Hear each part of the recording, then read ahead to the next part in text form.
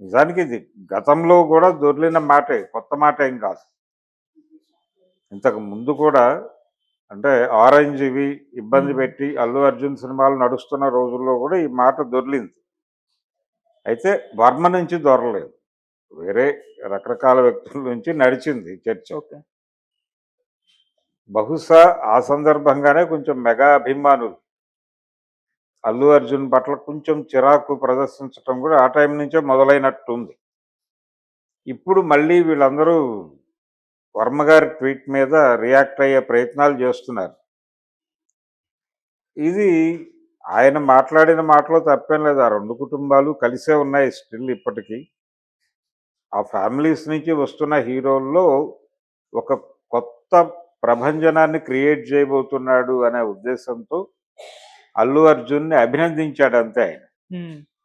అభినందించాడు గానీ అక్కడేదో చీలికలు తేవాలి, పేలికలు చేయాలి, లేకపోతే అదొక కాన్స్పిరసీ థియరీ అవేవి ఉన్నాయని నేనైతే అనుకోవడం లేదు. ఆయనకు తెలుసు. హ్మ్. ఇలాంటి కాన్స్పిరసీ థియరీలు ఎన్ని చేసినా అక్కడ అరవింద్ గారు ఉన్నాడక్కడ. హ్మ్. ఆయన హ్యాండిల్ చేయగలడు అనేది వర్మ గారికి తెలియంది కాదు. వర్మ గారి ప్రొడ్యూసర్ కూడా వర్మ. సారీ, వర్మ గారి ప్రొడ్యూసర్ కూడా అరవింద్ గారు. ఓకే. అరవింద్ గారి బ్యానర్‌లో కూడా ఈయన ఒక సినిమా చేసున్నాడు గతంలో హ్మ్. హిందీలో.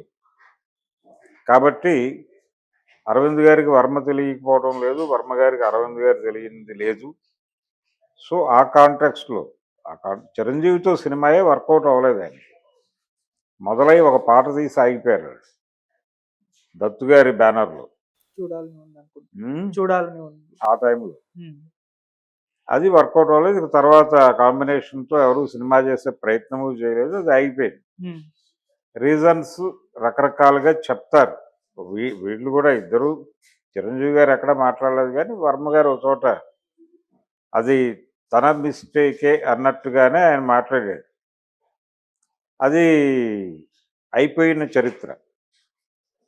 ఇప్పుడు ఆయన కొత్తగా ఈ ఏరియాలో ఏదో చెయ్యాలి అని అనుకోవట్లేదు. ఆయనకి ఈ పిక్చర్ మీద పూర్తి అవగాహన ఉంది. వ్యక్తుల మీద అవగాహనలున్నాయి. ఆ అవగాహనలతోనే మాట్లాడాడాయన. మాట్లాడి గిల్లే పద్ధతిలో చూస్తున్నారు దీన్ని.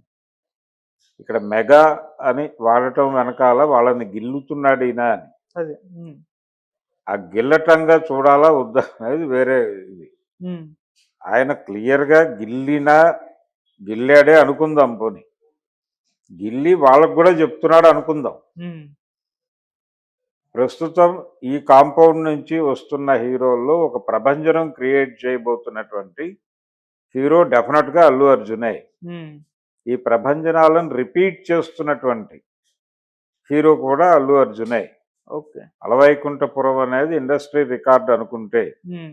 'పుష్ప' అనేది హిందీ మార్కెట్‌లో మంచి రెవెన్యూ సాధించిన సినిమా అనుకుంటే, దాని తర్వాత వస్తున్నటువంటి సినిమాగా ఇది ప్రస్తుతం రిలీజ్ కాకుండానే క్రియేట్ చేస్తున్నటువంటి 1000 కోట్ల పైన అమ్ముడుపోవటం థియేట్రికల్‌గా అన్ని లాంగ్వేజెస్ కలిపి. 1000 కోట్ల పైన అమ్ముడుపోయినప్పుడు 1500 కోట్లు ఈజీగా వచ్చేస్తుంది. విత్ ఇంట్రెస్ట్ రావాలి కాబట్టి, ఆ ప్లానింగ్ ఉంటుంది కాబట్టి. ఓకే.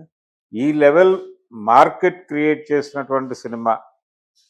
ఈ లెవెల్‌లో ప్రమోట్ అయినటువంటి సినిమా కాబట్టి ఇది ఖచ్చితంగా ఒక ప్రభంజనం. ఆ ప్రభంజనాన్ని ఆశీర్వదించాడు ఆయన.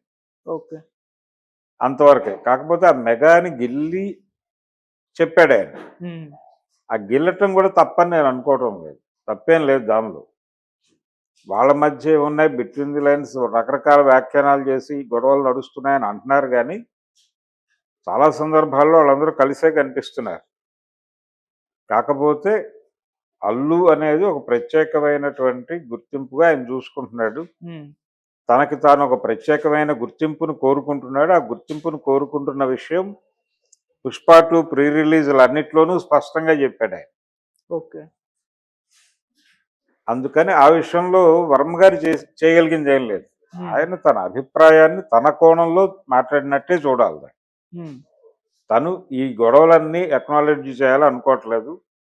ఈ జరుగుతున్న గొడవలన్నిటిని తాను గుర్తించినట్టుగా కూడా చెప్పాలని అనుకోవడం లేదు.